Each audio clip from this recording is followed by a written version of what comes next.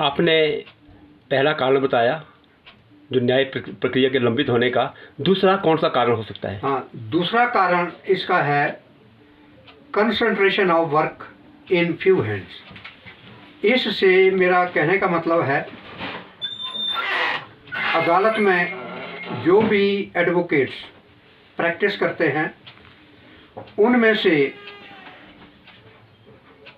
ज़्यादातर काम कुछ मशहूर वकीलों के पास है। अब एक वकील है, उसके 10 न्यायालयों में मुकदमे लगे हैं, लेकिन वो हाजिर एट ए टाइम एक ही कोर्ट में हो सकता है, और उसके पास काम ज़्यादा होने की वजह से 9 कचहरी में उसका काम विदहेड हो जाता है। तो एक कारण ये है कि जो वकीलों का काम है वो इक्वल डिस्ट्रीब्यूशन काम की नहीं है।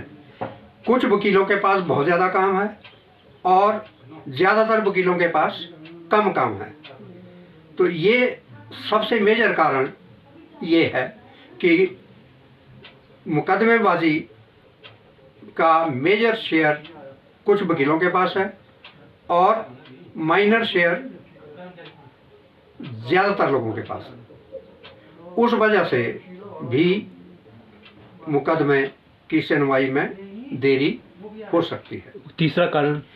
तीसरा कारण है इकोनॉमिक प्रॉस्पेरिटी बढ़ रही है।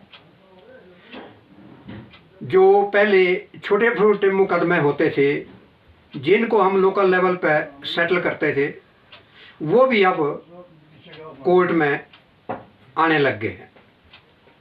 उससे लिटिगेशन बढ़ गई है। इसका अगला कारण है लोगों में अवेयरनेस बढ़ गई है। उस अवेयरनेस की वजह से जो छोटे मोटे मुकदमे पहले कोर्ट तक नहीं जाते थे वो भी कोर्ट में आने लग गए हैं। इस वजह से भी लिटिगेशन आगे बढ़ रही है। एक और मेजर कारण इसका है कि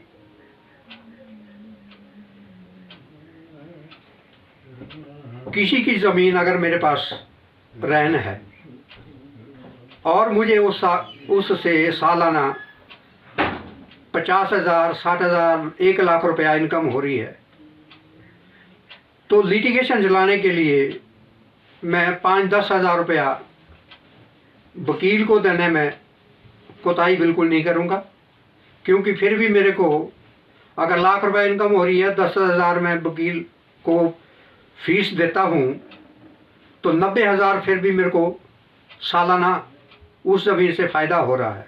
इसलिए मेरी कोशिश होगी कि कानूनी प्रक्रिया में जो भी मैं बेनिफिट ले सकता हूँ मैं उस लिटिगेशन को लंबा करूँगा, क्योंकि मैं 10,000 रुपया अपने एडवोकेट को फीस दे रहा हूँ, लेकिन 90,000 फिर मैं उस ज़मीन से कमा रहा हूँ।